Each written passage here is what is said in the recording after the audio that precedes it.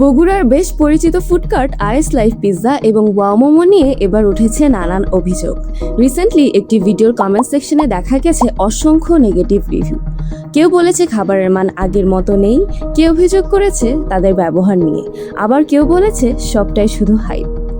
কিন্তু এত অভিযোগের আসল কারণ কি? সত্যিই কি তাদের ফুড কোয়ালিটি এবং সার্ভিস আগের থেকে খারাপ হয়ে গেছে? সবকিছুর একদম অনেস্ট রিভিউ নিয়েই থাকছে আজকের ভিডিও। তো প্রথমেই ট্রাই করেছি চিকেন মোমো। এটা নিয়ে অনেকেরই কমপ্লেইন ছিল যে এটার উপরের আবরণ নাকি অনেক শক্ত। তবে উপরের আবরণটা কিছুটা হার্ড মনে হলেও ভেতরে কিন্তু একদম পিওর চিকেন স্টাফিং অ্যান্ড অন্যান্য জায়গায় অনেক সময় ভেজিটেবল মিক্স করে দেয়, কিন্তু এখানে কিন্তু কোনো কম্প্রোমাইজ করা হয়নি। It's fully loaded with chicken and টেস্টের কথা যদি বলি, ইটস অ্যাকচুয়ালি সারপ্রাইজিংলি গুড।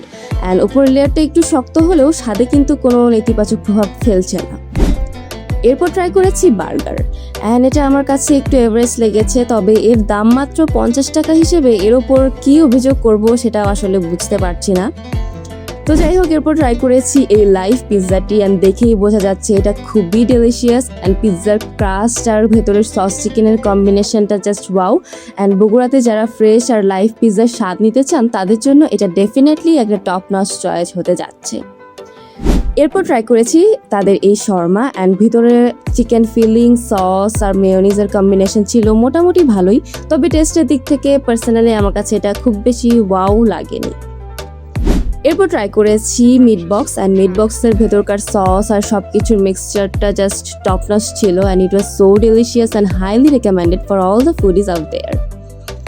এরপর ট্রাই করেছি এই মুচমুচে কাঁকড়া ফ্রাই অ্যান্ড মশলার পারফেক্ট ব্লেন্ড আর ক্রিস্পি টেক্সচার সব মিলিয়ে স্বাদটা ছিল জাস্ট অসাধারণ অ্যান্ড সি ফুড লাভারদের জন্য এটা মাস্ট ট্রাই।